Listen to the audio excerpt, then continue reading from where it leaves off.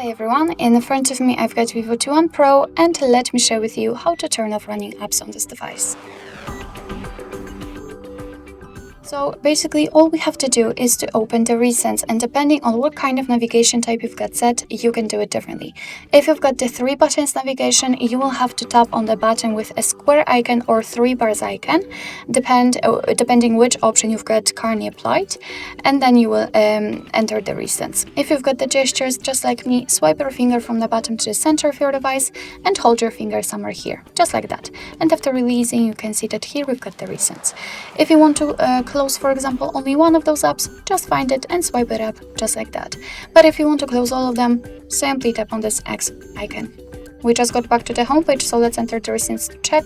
And here we've got no recent apps, which simply means that we just successfully closed all of them. Alright, so that will be all. Thank you so much for watching. I hope that this video was helpful, and if it was, please hit the subscribe button and leave the thumbs up.